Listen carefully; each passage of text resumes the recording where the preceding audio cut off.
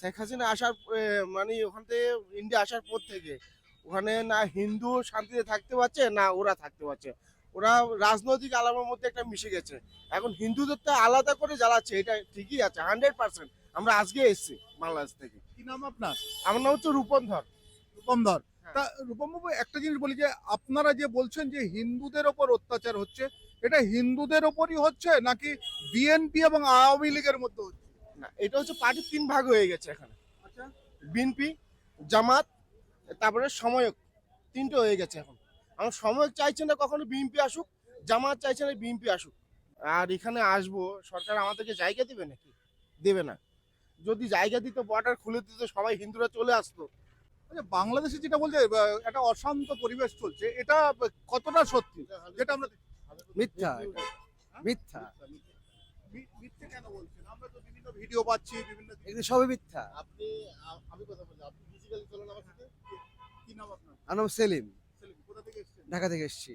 হ্যাঁ, বলছি এই যে একটা অশান্ত পরিবেশ বাংলা মানে ভারতবর্ষকে যে না করে ভাবিয়ে তুলেছে একটা পরিস্থিতি।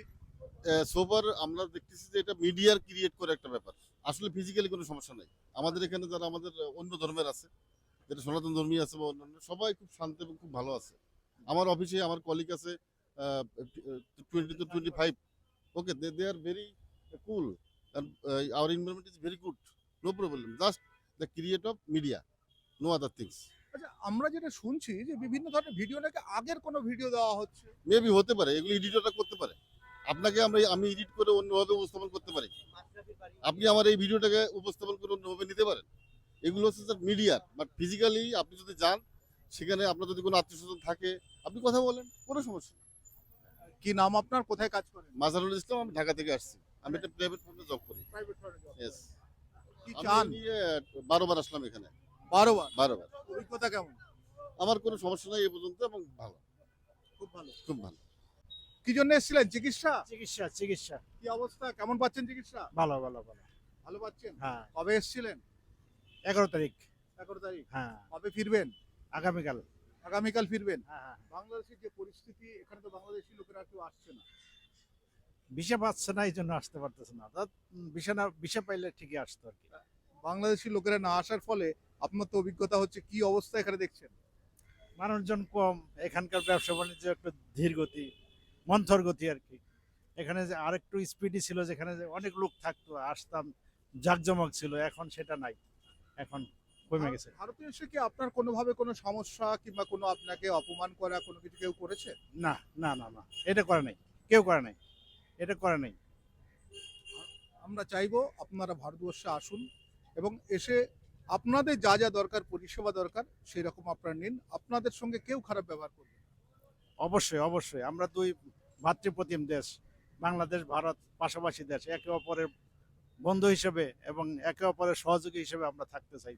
এই আমাদের- শুধু শুধু ভাগ হয়েছিল একটা বেড়া দিয়ে, কিন্তু মন, আত্মীয়, জমি সব কিন্তু মিশে রয়েছে দু বাংলাদেশ, অবশ্যই অবশ্যই অবশ্যই, তাই তো? দুইজনে মিলে, দুই বাংলা। হ্যাঁ, দুইজনে মিলে, দুই দেশ আমরা মিলামিশা থাকবো এবং একে অপরের সহযোগী হিসেবে থাকবো। আচ্ছা, বাংলাদেশে অ্যাকচুয়াল হচ্ছেটা কি এই মুহূর্তে? দুটো রাজনৈতিক দলের মারামারি। এখানে আমি তো দেখি ওখানে এখনো কোনো মারামারি নাই, ওখানে ওখানে কোনো মারামারি নেই, এখন ওখানে শান্ত পরিবেশ। বাংলাদেশে এখন কোনো পরিবেশ শান্ত। আগে ছিল আওয়ামী লীগ যখন ক্ষমতায় ছিল তখন ছিল, 5ই আগস্টের আগ পর্যন্ত ছিল, কিন্তু এরপরে এখন আর কোনো মারামারি নাই।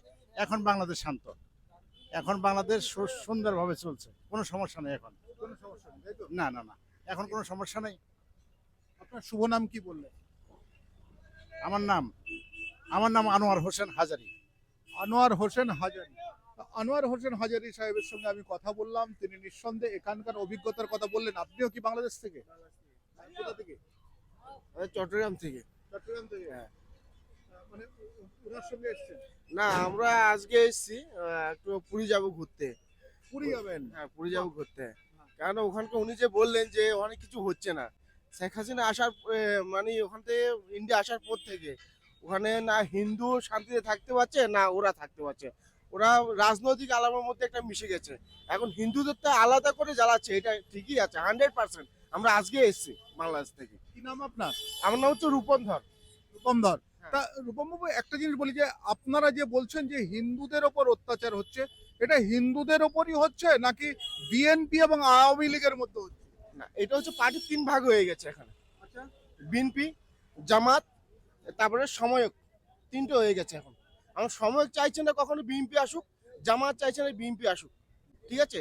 এর মধ্যে আমরা কি বলতো হিন্দুরা এই যে চিন্ময় প্রভুকে ধরা হলো, ঠিক আছে। তো যদি ওখানে যদি কিছু নাই হতো তাহলে চিন্ময় প্রভুকে ধরলো কেন? আর ছেড়ে দিত, ইউনূস সরকার ছেড়ে দিত।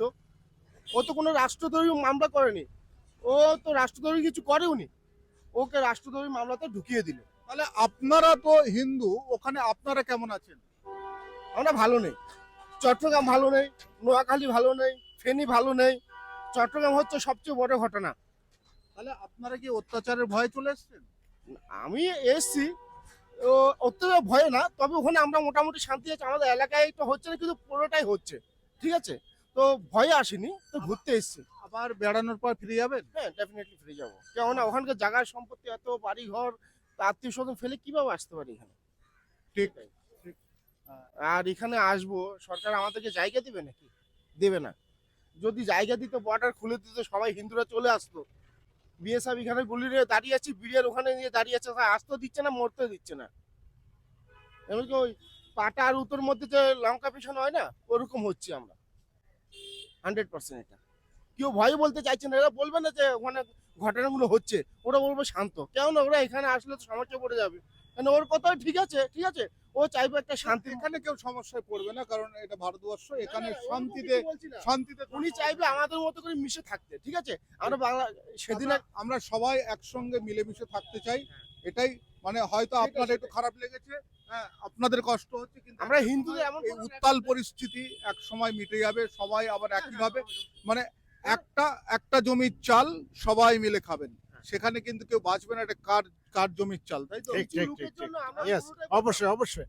আমরা মুসলমানের কিছু লোকের জন্য মুসলমানের ক্ষেতের দান হবে, চাল হবে, সে দান আমরা হিন্দু ভাইরা খাবে, হিন্দু ভাইদের ক্ষেতে খোঁজে কোন কোন খেতে হয়েছে। No no no no no, আমরা সবাই একসাথে এক এক পাতে আবার সবাই একসঙ্গে মিলে যাক এবং দুপার বাংলা এক সূত্রে থাকুক।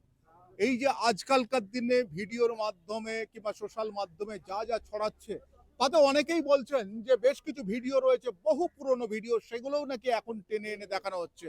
তবে এতে সাবধান হয়ে যাওয়া উচিত আমাদের, আপনাদের। আমরা যেহেতু সুস্থ আছি, আমরা চাইবো যারা এখানে এসছেন এরা কিন্তু প্রত্যেকে আমাদের আত্মীয় বলা চলে, প্রত্যেকে আমাদের অতিথি বলা চলে। সবাই ভালো থাকুক, সবাই একসঙ্গে থাক, এটা আমি চাই। তবে এই রকম ধরনের নানা ইনফরমেশন আপনাদেরকে দেব, এই ধরনের টপিকস আপনারা দেখবেন। নিঃসন্দেহে আমার সঙ্গে থাকবেন আপনারা। আমি শঙ্কর রয়েছি আপনাদের সঙ্গে।